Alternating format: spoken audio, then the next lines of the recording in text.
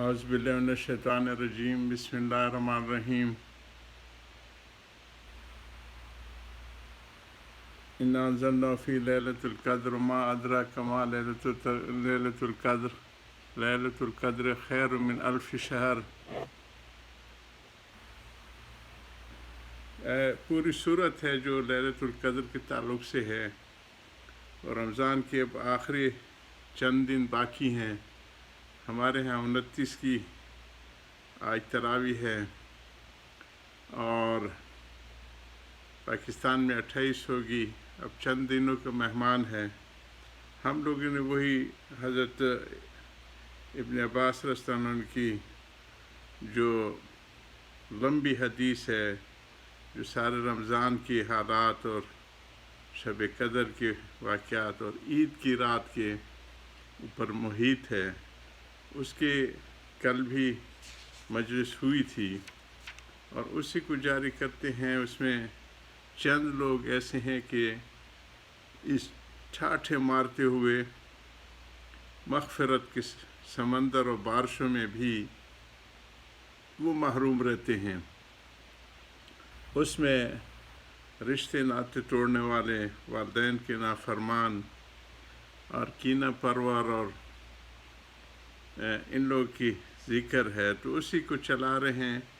ابھی بھی دفتر بند نہیں ہوئے، ابھی بھی جو ہے معاملے کو صاف کر لو۔ بازا بازا آنچے ہستی بازا، رک جا۔ فرشتے بھی یہی اعلان کرتے ہیں کہ رک جاؤ، رب کریم سے اپنی بنا لو، اپنے معاملے کو درست کر لو۔ تو اسی کا سلسلے کو پورے کرتے ہیں۔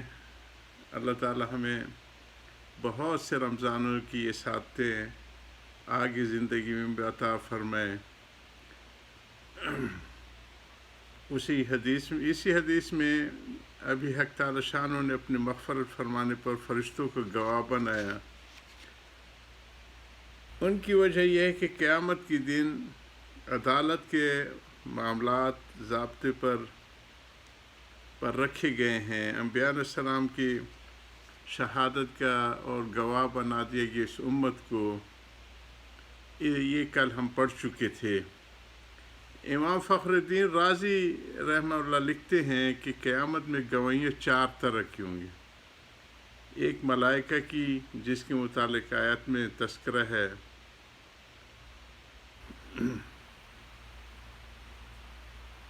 اختصار کے خیال سے ان آیت کا ترجمہ نہیں لکھا گیا۔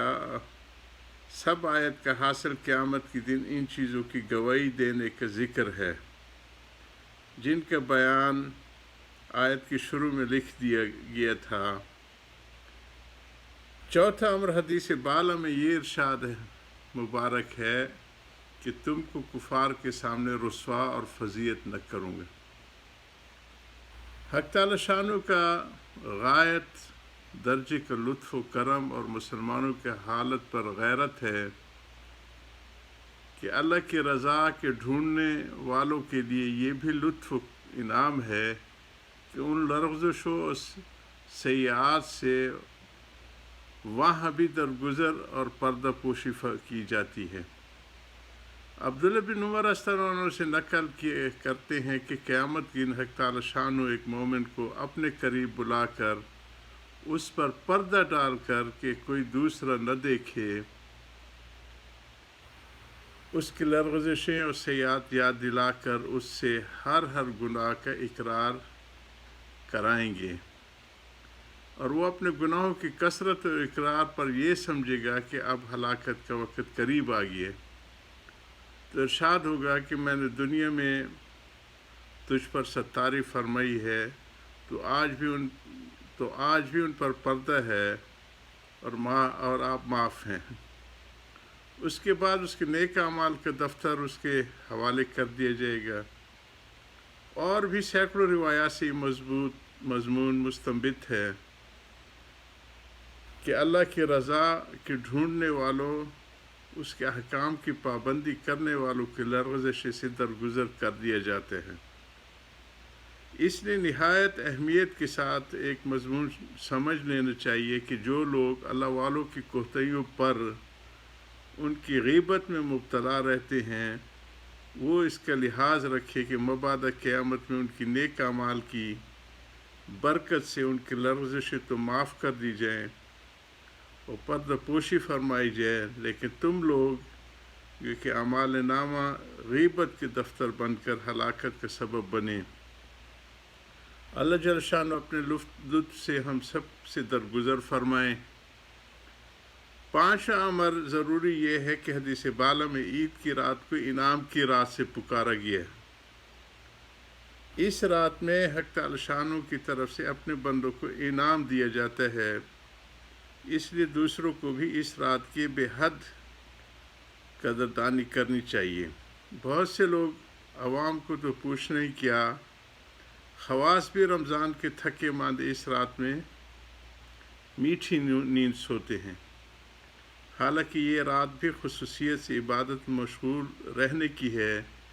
نبی کریم صلی اللہ علیہ وسلم کا ارشاد ہے کہ جو شخص ثواب کی نیت کر کے دونوں عیدوں میں یعنی عید الاضحیٰ اور یہ جو ہے ابھی رمضان والی عید الفطر اور ان دونوں عیدوں میں جاگے اور عبادت میں مشغول رہے، اس کا دل اس دن مرے گا نہیں جس دن سب کے دل مر جائیں گے جی، یعنی فتنہ فساد کے وقت جب لوگوں کے قلوب پر پژمردگی چھاتی ہے اس کا دل زندہ رہے گا، اور ممکن ہے کہ سور پھونکے جانے کا دن مراد ہو کہ اس کی روح بے ہوش نہ ہوگی۔ ایک حدیث میں ارشاد ہے کہ جو شخص 5 راتوں میں عبادت کے لیے جاگے اس کے واسطے جنت واجب ہو جائے گی۔ 5 راتوں میں جو جاگے اس کے لیے جنت واجب ہو جائے گی۔ لیلۃ الترویہ 8ویں ذی الحجہ کی رات جبکہ لوگ عرفہ کو جانے کے لیے منی میں ہوتے، اس کو الترویہ کہتے ہیں، تیاری عرفات کی، اس رات کو جاگے 8 ذی الحجہ کی رات،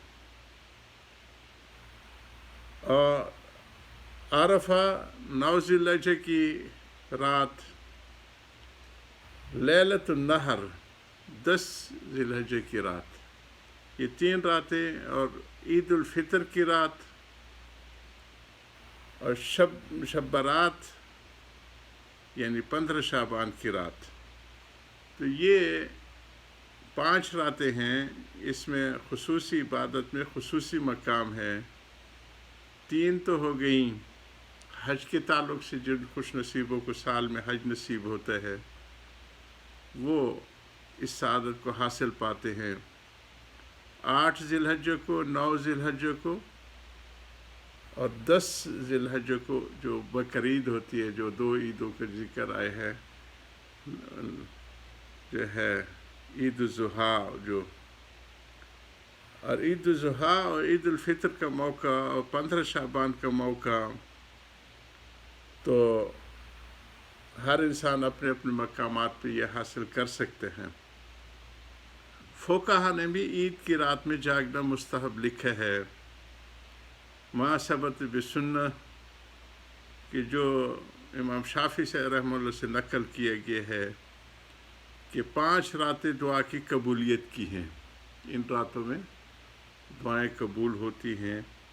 اب 1-2 دن کے بعد یہ رات آنے والی ہے، تو کم از کم دوست اس میں دعا کا اہتمام کریں، اور جن دوستوں کو وہ کچھ ان کے معمولات میں شامل ہو چکی ہے مناجات مقبول، جو حضرت حکیم الامت کی دعاؤں کی عظیم الشان ایک کاوش ہے، ساری وہی دعائیں جو حضور صلی اللہ علیہ وسلم مانگ کے گئے ہیں وہ جمع فرمائی ہے اختصار کے ساتھ۔ اگر ان دعاؤں کو کی بھی 7 منزلیں پڑھ لی جائے تو انشاءاللہ کافی ہے۔ اللہ تعالی ہمارے کو یہ سارے موقع بار بار عطا فرمائے۔ جمعہ کی رات، عیدین کی راتیں اور رجب کی رات اور نصف شعبان کی رات، یہ جو ہے امام شافعی صاحب فرماتے کہ ان میں جاگنا مستحب ہے۔ اللہ تعالی ہم سب کو اپنا خصوصیت سے ہر وقت اپنی برکت اور رحمت سے مالا مال فرماتا رہے، اور یہ سعادتیں اللہ تعالی ہمیں بار بار عطا فرمائے۔ وآخر دعوانا الحمد للہ رب العالمین۔ یا رب صلی وسلم دائما ابدا لا حبیبی کا خیر خلق کلہم۔